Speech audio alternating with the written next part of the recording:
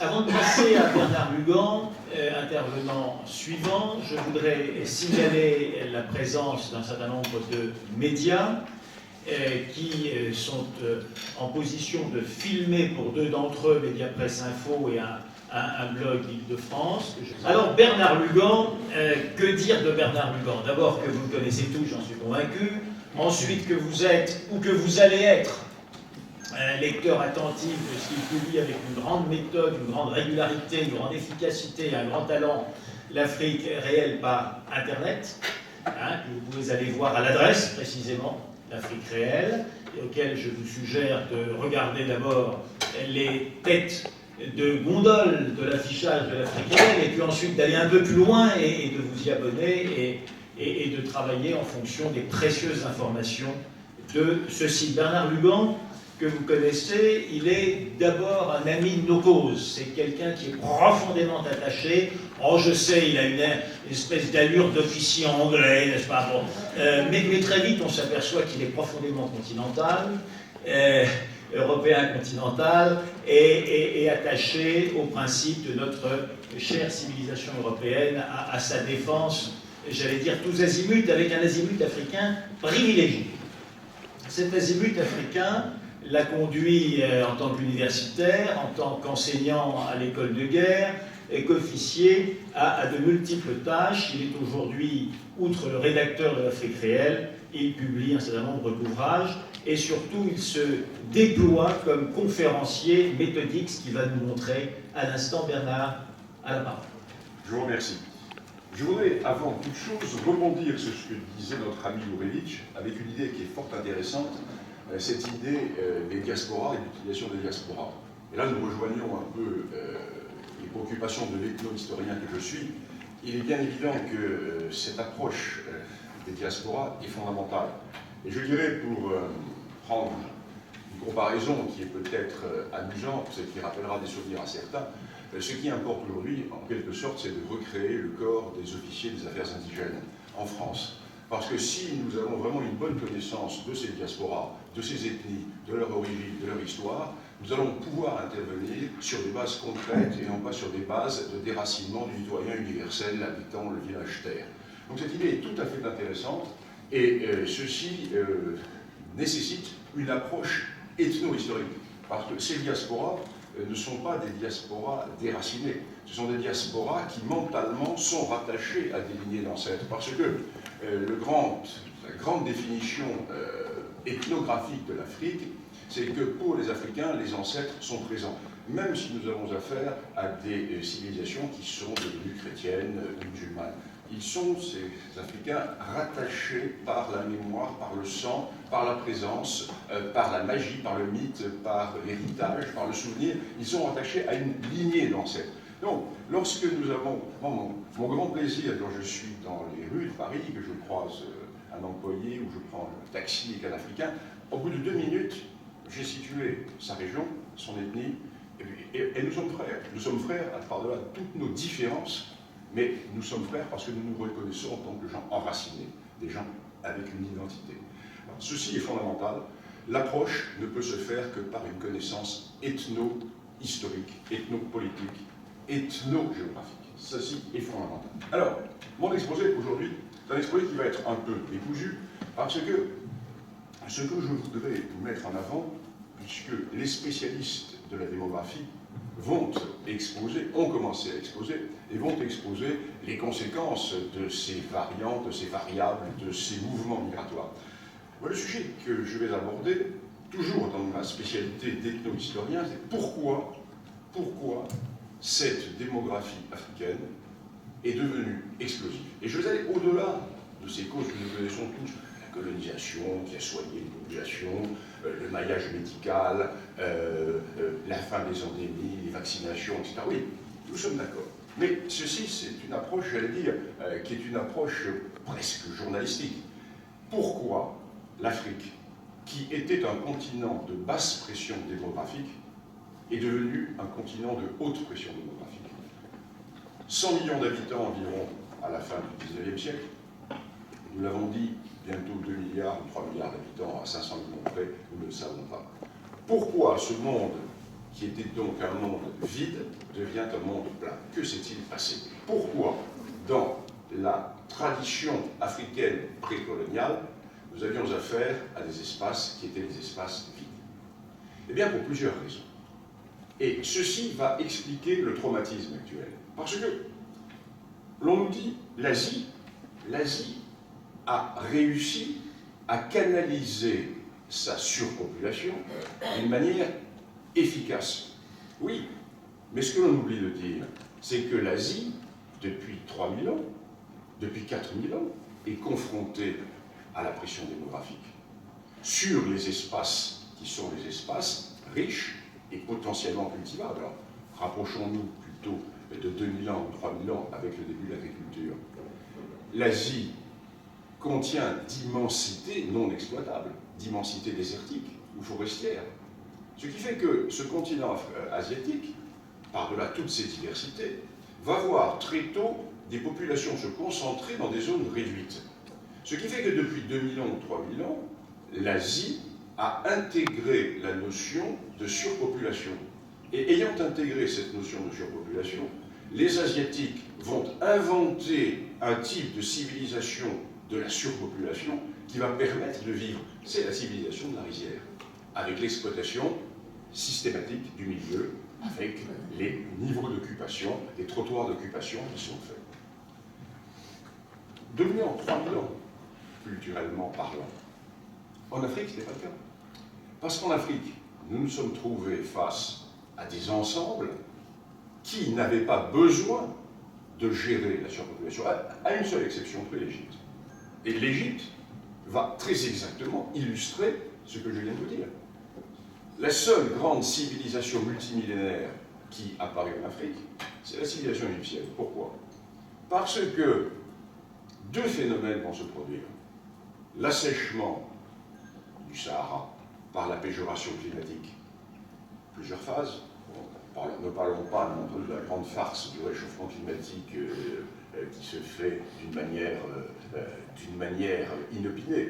Nous savons bien que le Sahara fut plus large et plus étroit selon le temps tout va dépendre des systèmes de pluie. Évacuons cette question. Nous savons qu'il y a 4000 ans, le Sahara entre dans sa phase d'assèchement qui est celle d'aujourd'hui. Les populations berbères, le Sahara est berbère, qui vivent au nord de la première cataracte, migrent déjà. Et migrent où? Vers le cordon alluvial du Nil.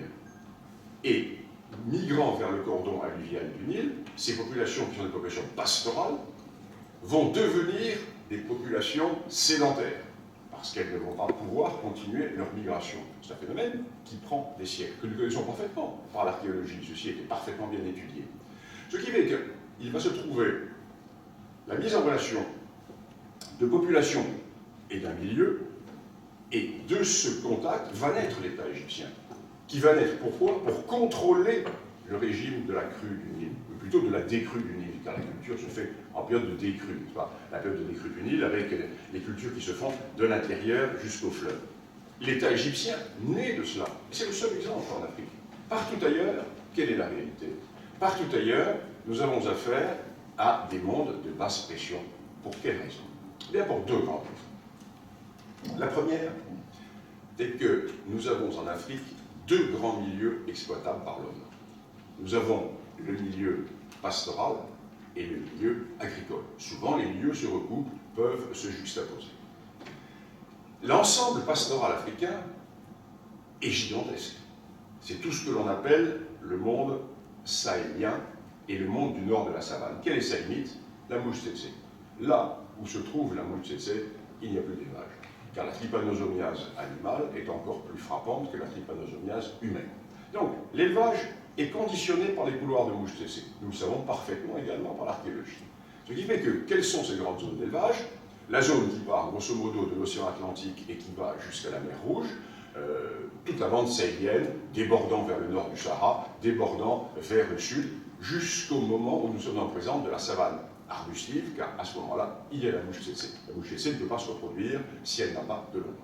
Et à l'est, eh nous avons tout le couloir des hautes terres qui part de l'Éthiopie et qui va grosso modo jusqu'au Zimbabwe et même jusqu'au Swaziland, ce couloir des hautes terres, qui est exempt de mouches tsetse, puisqu'il est au-dessus de 1500-1600 mètres. La mouche tsetse ne vit pas non plus au-dessus de 1500-1600 mètres.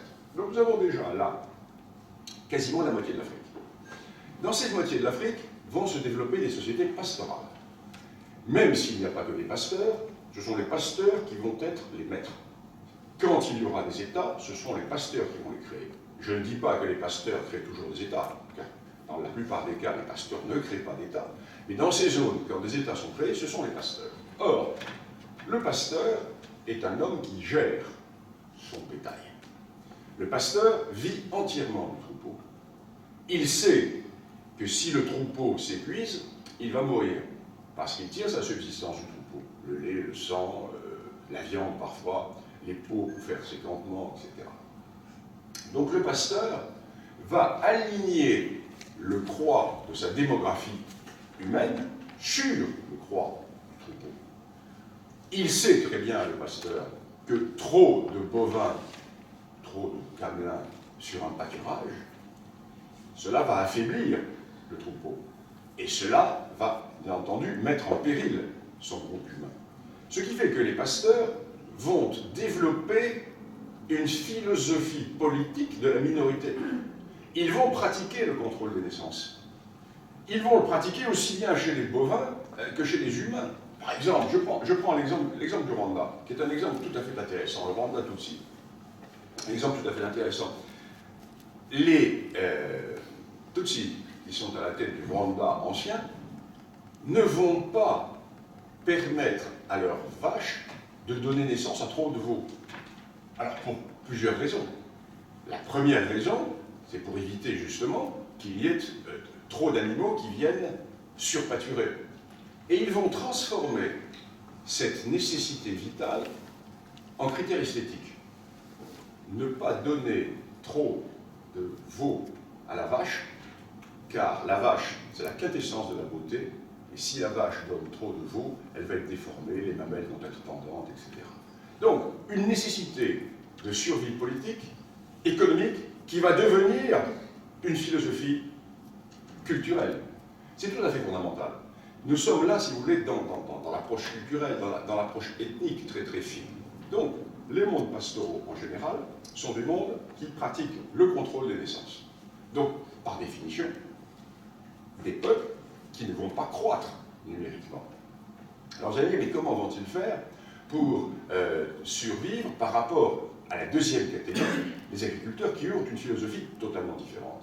Eh bien, ils vont réussir, tout simplement, en développant des vertus qui vont leur permettre de magnifier leur minorité.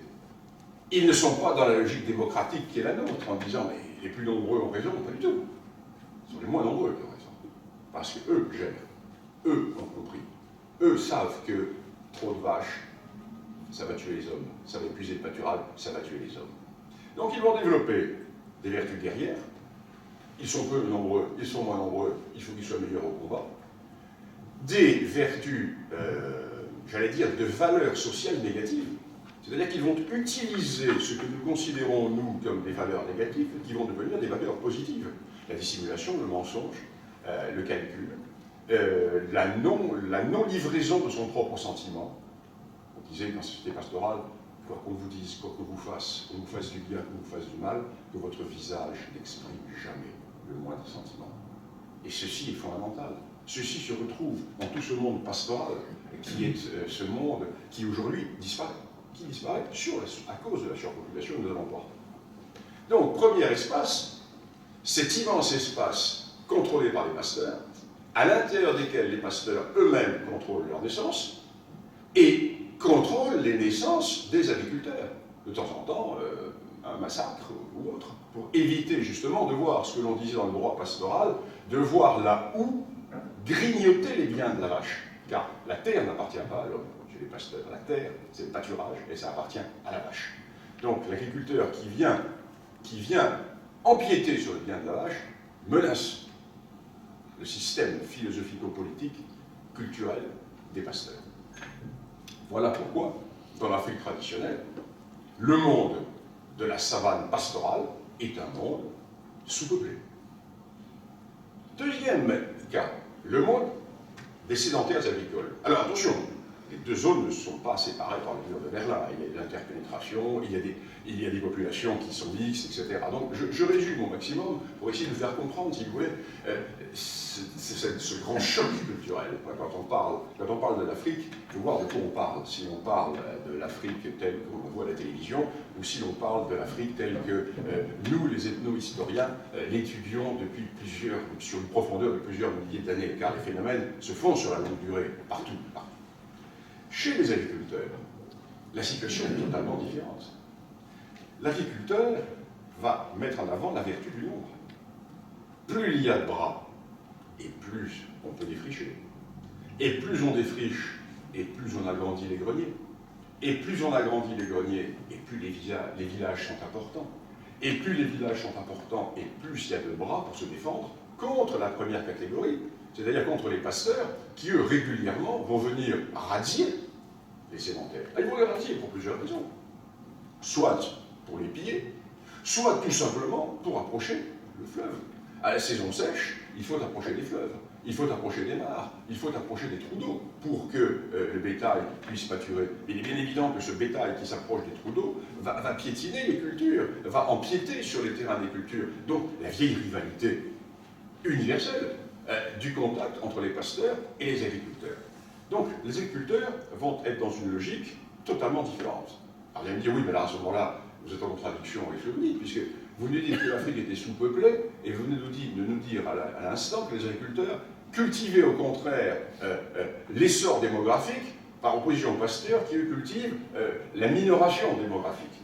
Oui, mais la différence, c'est que ces agriculteurs qui vont développer des noyaux de population ne vont pas créer des chaînes de population, parce que l'élément ethnique ou tribal va couper ces noyaux de population les uns des autres. Et là, nous en arrivons au problème de la frontière. Alors, vous voyez, le premier problème, qui est sous-jacent à celui que je viens de mettre en évidence, le dégât que peut faire la démocratie, notre démocratie, face à des sociétés qui sont dans cette logique dont je viens de parler, minorité-majorité. Deuxième élément, le dégât que va faire la frontière post-coloniale sur ces ensembles. Pourquoi? Parce que dans ce monde des agriculteurs, dans ces mondes des agriculteurs, parce qu'il faut véritablement faire des différences, dans ces mondes des agriculteurs, l'on ne sortait pas de chez soi pour rentrer chez le voisin. Nous ne sommes pas sur la France et la Belgique, l'outre qui est loin, nous passons la frontière, nous passons en Belgique ou nous passons en Italie. Nous sortons de la France pour rentrer en Italie, pas du tout. Comment était organisé le territoire, les territoires? Eh bien, au sein des grandes ethnies, il y avait le fractionnement en tribus. À l'intérieur des ensembles ethniques, il y avait des rapprochements qui pouvaient exister entre les villages. Mais dès que nous sortions de l'ensemble ethnique, nous passions dans un tout autre ensemble. Et il y avait cette immense sagesse naturelle, parce que la grande sagesse de l'Afrique traditionnelle, c'était la nature. Comme dit Auguste Comte, on ne commande à la nature qu'en lui obéissant. Contrairement à ce que peuvent croire aujourd'hui les apprentis sorciers qui prétendent pouvoir modeler la nature. Il se passait que la sagesse africaine avait d'elle-même mis des frontières qui étaient réelles par rapport aux situations africaines. C'est-à-dire qu'entre les territoires, il y avait des no man's land, d'immenses no man's land, qui n'étaient le domaine ni des uns ni des autres, qui étaient peut-être le domaine de la chasse. L'on pouvait y aller. Il y avait des codifications qui permettaient à certains d'y aller à certains moments, à d'autres d'y aller à d'autres moments. Mais dans tous les cas, c'était le domaine des dieux, c'était le domaine des mystères. Et c'était le domaine dans lequel on ne s'installait pas. Ce qui fait que nous avions l'immensité du territoire avec des noyaux de population. Et ces noyaux de population ne garnissaient pas l'ensemble de l'espace, comme ils vont le faire ensuite. Je laissais de côté deux autres ensembles qui sont tout à fait intéressants et qui eux aussi vont expliquer pourquoi la démographie africaine traditionnelle est une démographie qui n'est pas une démographie de développement et d'occupation de l'espace. Trois autres milieux. Le milieu des oasis, le milieu des clairières forestières et le milieu du littoral. Alors ces trois milieux sont des milieux qui peuvent être mixtes avec les deux milieux précédents, mais qui représentent des originalités. Les oasis, qui sont les axes de passage à travers le Sahara, sont des milieux restreints, qui n'ont pas vocation à abriter une population nombreuse. Donc là encore, il ne peut pas y avoir d'essor démographique. Le drame aujourd'hui est de voir que ces oasis deviennent des zones de peuplement. Le Sahel, qui, à la fin de la période coloniale, était peuplé par des centaines de millions d'habitants, va aujourd'hui sur ces 400 ou 500 millions d'habitants. Donc un milieu excessivement fragile qui est un milieu surexploité, donc nous allons à la catastrophe. Deuxième milieu, l'équivalent de l'oasis, la clairière forestière. Dans l'immense forêt de la zone de l'Afrique centrale et l'immense forêt de l'Afrique de l'Ouest qui existait à l'époque traditionnelle. N'oublions pas qu'à l'époque traditionnelle, toute une partie allant de la Guinée jusqu'à la Côte d'Ivoire était une région, et au-delà, était une région totalement forestière. Le pays Krou-Bété était un pays forestier, ce qui va avoir en Côte d'Ivoire une influence considérable. La mentalité culturelle des Krou-Bété n'est pas celle des Sénoufos, qui sont des hommes de la savane, ou des Baoulés, qui sont des hommes du plateau. Tout simplement parce que nous avons affaire à des clairières. Les populations occupent des clairières et sont séparées les unes des autres par l'immensité de la forêt. Un peu comme le paysan vendéen qui vit dans son bocage, qui vivait dans son bocage et qui ne voyait pas ce qu'il y avait de l'autre côté du bocage. Si, le dimanche, je peux aller à la messe, mais en dehors de cela, on ne sortait pas de son bocage. Le cloisonnement d'esprit, le cloisonnement d'esprit. Et là encore, nous sommes dans une réalité qui ne pousse pas à la démographie. Et puis, troisième milieu, le milieu littoral. Alors, ceci est tout à fait frappant. L'Afrique traditionnelle, à l'ouest, tournait le dos à la mer. L'installation sur le littoral est récente. Elle va dater des grandes découvertes. Pas à l'est.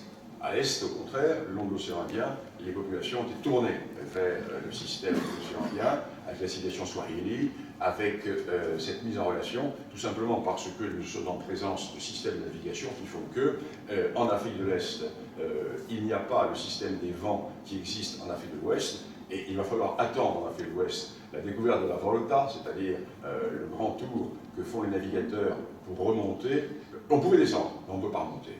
Ce qui fait que c'est pour ça qu'il va falloir attendre le XVe siècle et le début du XVIe pour voir les Européens franchir les tropiques et franchir l'équateur. Jusque-là, certainement, des explorateurs sont descendus, mais ils ne sont pas remontés parce qu'on ne peut pas remonter le long du littoral avec le système des vents. Il va falloir découvrir le système de la Volta qui fait que de la hauteur à peu près de la Côte d'Ivoire, il fallait naviguer complètement à l'ouest vers le Brésil pour ensuite renaviguer à l'est vers les Açores pour prendre le système des vents pour pouvoir remonter. Parce qu'il va falloir attendre très tardivement pour utiliser le vent contraire pour la navigation de face. Donc ceci est fondamental. Et les Africains étaient dos tournés à la mer. Dos tournés à la mer, sauf évidemment quelques populations de pêcheurs, pour des raisons très simples. C'est que les Africains de l'Ouest ignoraient l'usage de la quille sur leur pirogue et ignoraient l'usage de la voile. Donc comment voulez-vous, en ignorant l'usage de la quille et de la voile, faire de la navigation au-delà de la barre? Tandis qu'en Afrique de l'Est, l'évolution et les contacts avaient fait que la pirogue à balancier et la voile existaient. Donc voilà, toutes ces raisons font que nous sommes dans des mondes qui sont traditionnellement des mondes qui n'appellent pas à la surpopulation. Alors imaginons donc le traumatisme. Le traumatisme qui se passe en Afrique, car l'Afrique passe en moins d'un siècle d'un monde de basse pression démographique à un monde de haute pression démographique. C'est-à-dire que l'Afrique en un siècle va devoir faire ce que l'Asie a mis 3000 ans ou 4000 ans à intégrer. Ce qui explique pourquoi aujourd'hui nous avons encore une mentalité, ce que je dis n'est pas péjoratif, hein, c'est un terme d'ethnographique, une mentalité de prédateur du milieu. Le milieu est infini. On va continuer à l'épuiser. Pourquoi? Oui, parce qu'on a toujours fait comme ça. Oui, on a toujours fait comme ça, les parents, les grands-parents, etc. Par cette notion de milieu qui s'épuise est une notion qui n'est pas intégrée encore dans ces mentalités pour notre essor. C'est que nous sommes dans des mondes qui sont traumatisés par cette évolution démographique. Alors, les raisons de cette évolution, n'en parlons pas. Jurevich en a parlé, les uns et les autres en parlé. Moi, ce qui m'intéressait dans cet exposé, c'était surtout de montrer, si vous voulez, cette grande différence intellectuelle, cette grande différence qui peut exister entre notre approche universaliste que nous avons, nous, ici, dans ce petit cap de l'Europe occidentale, et nous qui prétendons donner des leçons au monde entier, et qui ne voyons pas du tout, qui pensons surtout que l'homme est le même partout. Non, non, non. Le drame, c'est cela. Le drame, c'est cela, c'est l'universel. Le village terre n'existe pas. L'homme a une identité, alors, je laisse ça aux religieux, mais l'ethnologue, l'ethno-historien que je suis ne connaît pas l'Africain. Moi, je ne connais pas.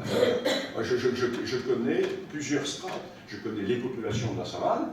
À l'intérieur de la population de la savane, je connais les grands ensembles. Je connais les populations des hautes terres. À l'intérieur de la population des hautes terres, je connais tel ou tel. Je connais l'homme enraciné. Moi, je ne connais pas l'arbre. Je ne sais pas ce que c'est qu'un arbre. Je sais ce que c'est qu'un pommier, je sais ce que c'est qu'un poirier, je sais ce que c'est qu'un... Mais je ne sais pas ce qu'est l'arbre. Eh bien, en Afrique, c'est la même chose.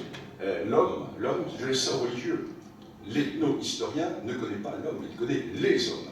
Et s'il connaît les hommes, il les connaît parce qu'il connaît leur terre, la terre et les hommes. The land and the people, comme disent fort justement les anglo-saxons qui disaient tout à l'heure que j'avais l'air d'un officier anglais. Bon, j'avais certainement celle qui était dans les régiments du Bayal, mais c'est autre chose.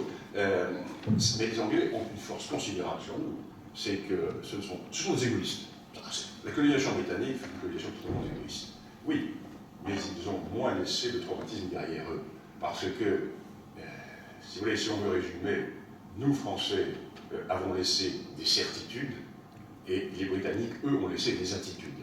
Et les attitudes, c'est beaucoup moins dangereux que les certitudes. Parce que le grand drame, c'est cela, c'est que nous avons laissé des exemples philosophiques, nous avons laissé des modèles totalement abscons, l'école de la République, ça ne veut rien dire. La République ne veut rien dire du tout. Quelle République? Comment? Universelle, dans des sociétés qui sont des sociétés profondément structurées, hiérarchisées, aristocratisées. Nous avons cassé la chefferie. Certes, il y avait encore des chefferies, mais c'était plus la chefferie traditionnelle. Nous avons gardé le cadre de la chefferie, nous avons mis des chefs à nous, qui étaient d'anciens combattants, etc. Les Britanniques n'ont pas du tout fait ça. Les Britanniques, eux, ont gardé, sauf dans les colonies de peuplement de la Rhodésie et d'une partie du Kenya, les Britanniques, eux, ont gardé la chefferie traditionnelle. Ils sont contentés simplement de remplacer le chef paramount par un administrateur anglais. Ce qui fait que le jour où il fallait partir, on a enlevé l'anglais et on a remis le paramount et toute la hiérarchie est en place. Ce qui fait qu'il n'y a pas eu les traumatismes que nous avons connus chez nous. Qui a pris le pouvoir dans les colonies britanniques après l'indépendance, à quelques exceptions près? Bien, les hommes issus de la chefferie traditionnelle. Qui a pris le pouvoir dans les colonies françaises? Premièrement, des Normaliens pendant 3-4 ans, et ensuite, ces intellectuels complètement coupés des réalités ont été remplacés par les militaires. Voilà le résultat. Parce que nous avons cassé, au nom de notre universalisme républicain, au nom de notre philosophie des droits de l'homme, au nom de ce que nous croyons être bon pour l'humanité, parce que la France ne pouvait pas être égoïstement détentrice seule des tables de la loi démocratique, puisque nous sommes le peuple élu de la démocratie. Nous avons reçu, grâce aux Lumières au XVIIIe siècle, et ensuite grâce aux grands ancêtres en 89, les tables de la loi de la démocratie. Il fallait universellement les répandre. Et c'est le discours de Victor Hugo. C'est le discours de la gauche coloniale. C'est ce discours contre lequel s'élèvent des hommes comme Lyautey, des hommes comme Clémenceau. Lyautey et Clémenceau qui vont se retrouver sur la même ligne en disant, Lyautey va dire non, ils ne sont pas inférieurs, ils sont autres, la notion de la différence. Et c'est ce refus de la différence, ce refus de la non-connaissance de la différence, que j'ai illustré tout à l'heure par mon propos ethno-historique, qui fait que nous sommes face à l'incommunicabilité. Donc, dire la vérité à l'Afrique, il dit quoi? C'est d'abord nous dire la vérité à nous, en disant, nous parlons de l'Afrique sans la connaître. Pour connaître l'Afrique, les Afriques. D'abord, l'Afrique n'existe pas. Pour connaître les Afriques, il faut connaître les peuples. Pour connaître les peuples, il faut connaître les milieux sur lesquels ils vivent. Une terre, un peuple. Ensuite, on pourra faire autre chose. Mais partir de la réalité qui est celle qui est enseignée dans nos universités, qui est enseigné à l'ENA, qui est enseigné à Sciences Po, qui est de dire que les ethnies n'existent pas, ou quand elles existent, c'est qu'elles sont des créations coloniales, mais comment voulez-vous approcher d'une réalité? Cela veut dire quoi? Ça veut dire que les Africains étaient des fourmis avant la colonisation? Ça veut dire qu'ils n'existaient pas? Dire, quand ces gens de la gauche bien pensante prétendent que les ethnies ont été créées par la colonisation, mais ils ne se rendent pas compte de l'insulte qu'ils profèrent à l'égard des Africains. C'est exactement comme si on disait, avec le problème breton, mais non, le problème breton a été créé par les Allemands en 1944. C'est la même chose. Si vous voulez, le problème breton, ça n'existait pas avant, c'est l'Allemagne qui l'a créé. Et c'est totalement aberrant. Alors ça voudrait dire quoi?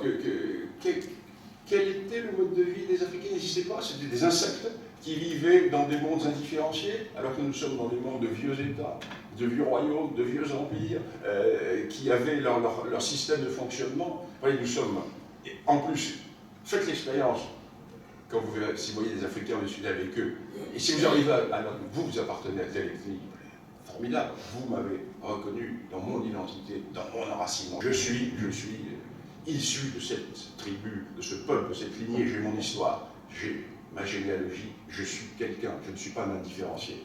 Or, le drame, c'est que nous voyons tout à prise de notre indifférenciation, c'est-à-dire l'universalisme.